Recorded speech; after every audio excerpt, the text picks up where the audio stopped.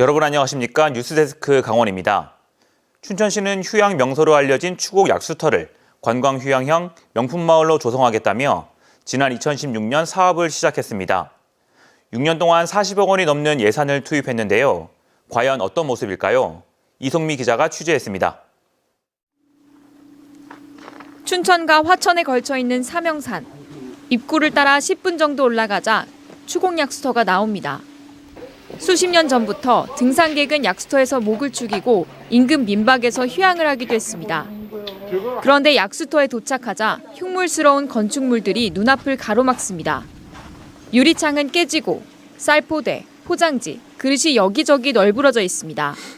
천장은 모두 뜯겨져 나갔고 미닫이 문도 철거됐습니다. 이 유리문에 붙어있는 메뉴판을 통해서 이곳이 식당으로 쓰였다는 것을 짐작할 수 있습니다. 녹슬고 갈라진 흉가로 방치된 곳만 해도 10여 채. 그게 귀신 나오게 생겼잖아. 그러니까 사람들이 거기 지나갈 때는 섬찟섬찟하대요. 춘천을 대표하던 관광지가 왜 이렇게 방치되고 있을까? 춘천시가 추곡 약수터 정비 사업을 시작한 건 지난 2016년. 약수터 일대를 명품 마을로 조성하겠다는 목표로 예산 35억 원을 투입했습니다. 이곳에서 식당을 하던 상인들은 모두 내보냈습니다. 지난 2019년 진입로와 주차장, 입구 숙박시설 공사를 마쳤습니다. 그런데 특정 토지 소유주가 보상금 증액을 요구하며 행정소송을 제기했고 철거가 6년 가까이 미뤄졌습니다. 그 과정에서 춘천시 예산 6억 원이 더 소요됐습니다. 철거 반대 시위를 하시고 전체가 다 너무 다닥다닥 붙어 있는 구조라 제가 철거를 좀 못했었죠. 다행히 지난해 말 보상이 타결되면서 오는 4월까지 건축물 철거가 가능해졌습니다. 하지만 약수터 인근 흉물이 오랫동안 방치되면서 이미 관광객의 발길은 끊겼습니다. 아주 요즘은 손님이 너무 없어서 이렇게 몇십 년 동안 있으면서 이렇게 손님 없을 때 없어. 상권을 살리겠다며 춘천시가 시작한 추곡 약수터 명품마을 조성 사업.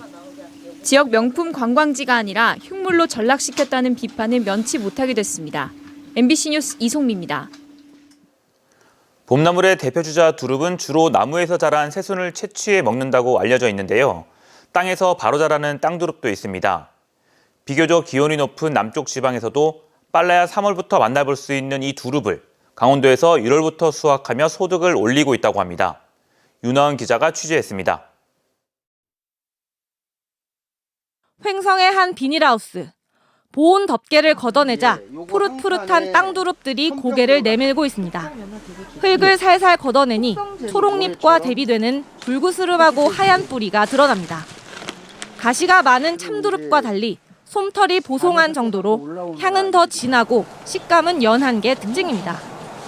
지난 11월 말 노지에서 1, 2년 정도 키운 땅두릅 뿌리를 옮겨 심은 다음 한 달 정도 키운 것인데 벌써 15cm가량 자랐습니다.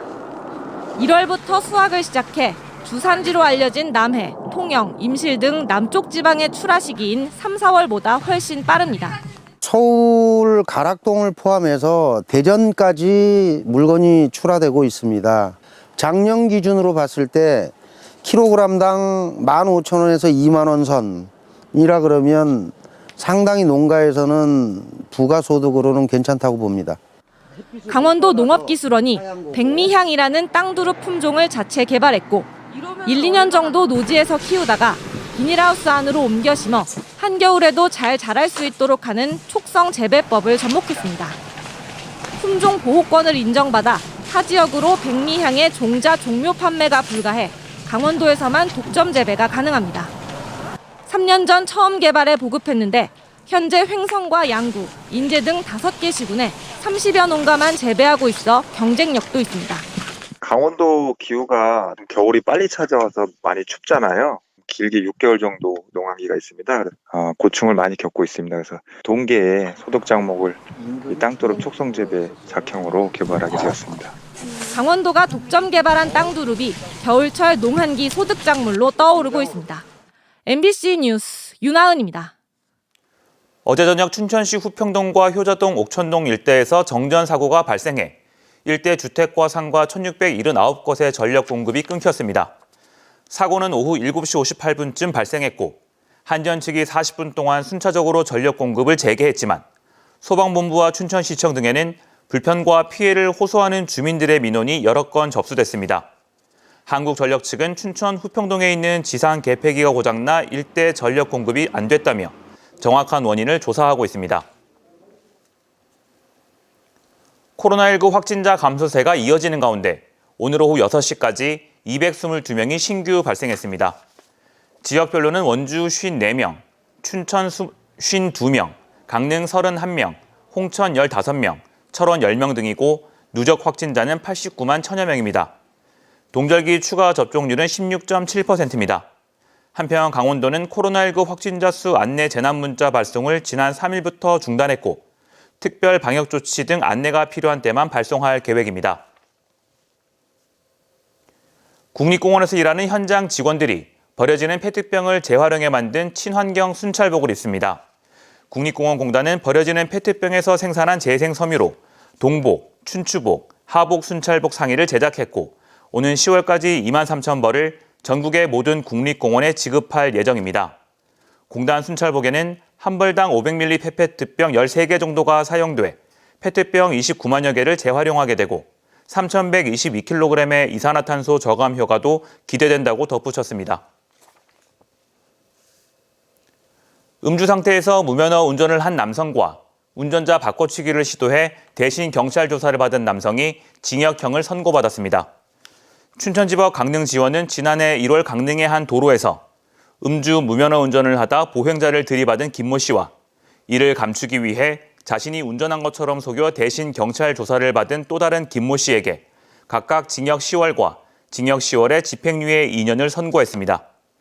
재판부는 사건 범행 방법 등에 비춰 피고인들의 죄질이 나쁘지만 모두 잘못을 인정하고 반성하는 점 등을 고려했다며 양형 이유를 밝혔습니다. 철원 등 강원 경기 북부에서만 월동을 하는 걸로 알려진 천연기념물 제203호 제두루미 10여 마리가 원주에서 관측됐습니다. 제두루미를 발견한 사진가에 따르면 원주시 호저면의 매호리와 주산리 일대에서 이번 겨울 들어 15마리가량이 머무르고 있어 월동을 하는 걸로 추정됩니다.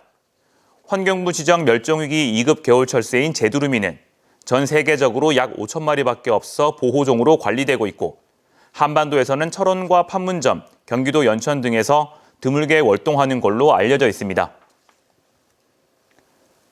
강원도가 한우 가격 하락과 사료비 상승 등으로 어려운 축산 농가를 위해 건초 등 조사료 생산을 확대 지원합니다.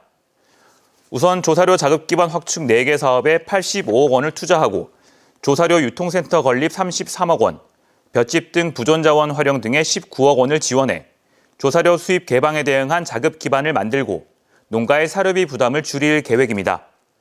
또 안전한 조사료 공급을 위한 품질 검사와 잔류 농약 등 유해 물질 검정을 추진합니다. 고성군이 2023년 중소기업 지원사업 대상사업체를 모집합니다.